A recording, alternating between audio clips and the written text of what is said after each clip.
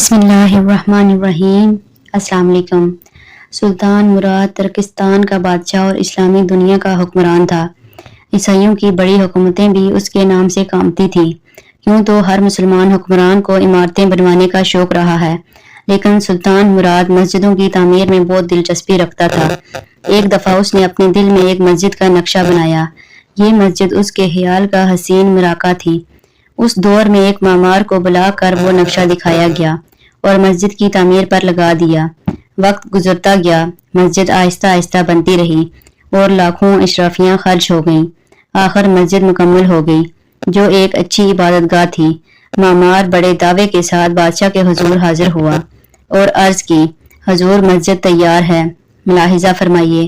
بادشاہ مسجد کو دیکھنے کے لیے گیا۔ مسجد کو ہر طرف سے دیکھا، اوپر سے، نیچے سے، شمال و جنوب سے، مگر اتفاقاً دیکھیے، اچھی عمارت اپنے تقاضے کے لیے بادشاہ کی پسند کی منتظر ہے، مگر بادشاہ کو یہ عمارت بالکل پسند نہیں آئی۔ وہ اپنے آپ کو سنبھالنے کی کوشش کرنے لگا۔ آخر جب سنبھل نہ سکا تو حکم دیا معمار کے ہاتھ کاٹ دیے جائیں۔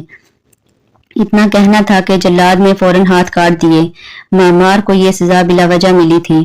اسے اور کچھ نہ سوجا، وہ سیدھا قاضی کی عدالت جا پہنچا اور دعویٰ دائر کر دیا۔ قاضی نے بادشاہ کو حاضر کرنے کا حکم دیا۔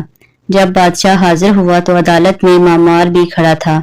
بادشاہ یہ دیکھ کر گھبرا گیا۔ قاضی نے بادشاہ کے بیانات لیے اور حکم دیا بادشاہ کا بھی ہاتھ کاٹ دیا جائے۔ اس کے ہاتھ سے بھی خون گرنا چاہیے تاکہ وہ آئندہ غلط فیصلے سے پرہیز کرے۔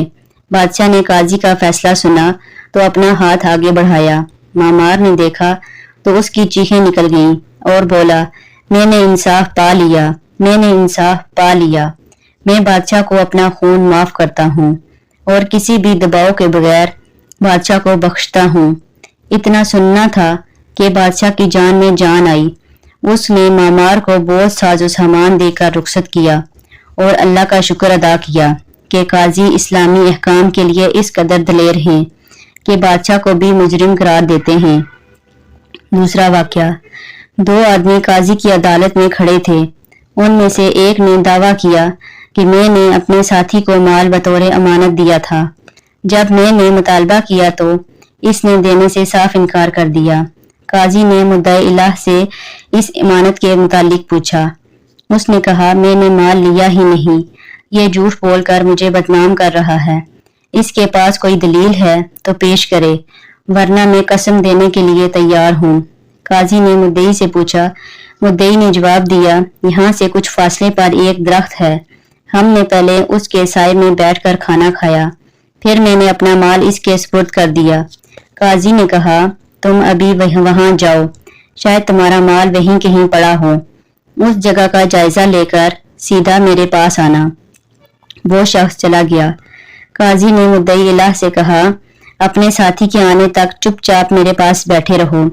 قاضی دیگر مقدمات نپٹانے میں مصروف ہو گیا۔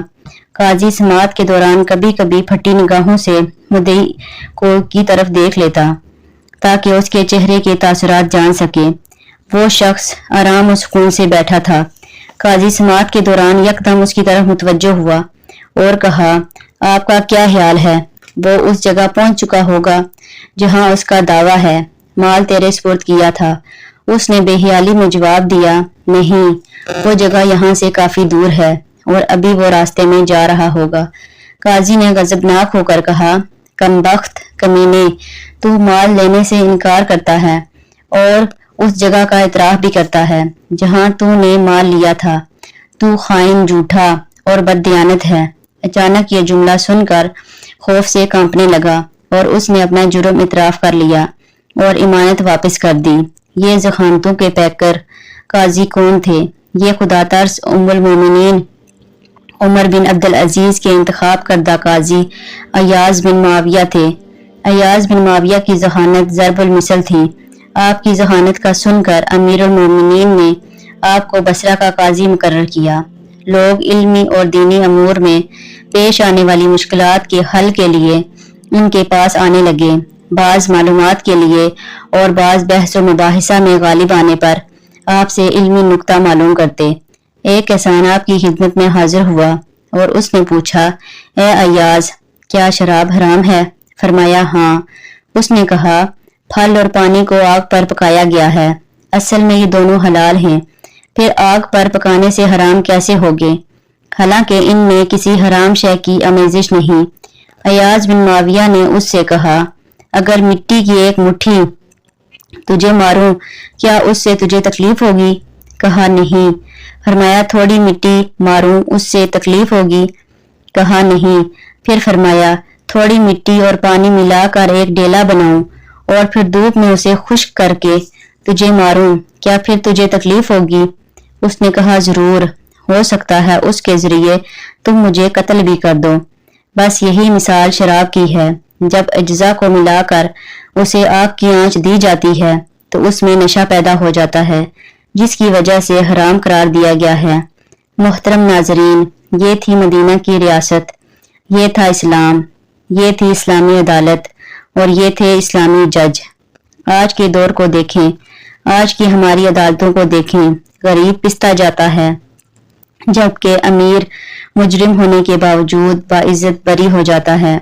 لاکھوں لوگوں کے قاتلوں کو بری کر دیا جاتا ہے کیونکہ ان کے پاس پیسہ ہوتا ہے، ان کے پاس طاقت ہوتی ہے، جبکہ غریب دن بہ دن اس قانون میں پس رہے ہیں اور ہم دعویٰ کرتے ہیں کہ ہم اسلامی ملک ہیں، ہمارا نظام اسلامی ہے، جبکہ حقیقت کو دیکھا جائے تو اسلامی نظام سے ہم کوسوں دور ہیں۔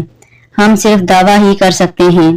اللہ پاک ہم سب کو سمجھنے اور راہ راست پر چلنے کی توفیق عطا فرمائے۔ انہی لفظوں کے ساتھ میں اجازت چاہوں گی، اس امید کے ساتھ اللہ نے توفیق دی تو اگلی ویڈیو لے کر آپ کی خدمت میں حاضر ہوں گی۔ اللہ پاک ہم سب کا حافظ و نگہبان ہو۔ اللہ حافظ۔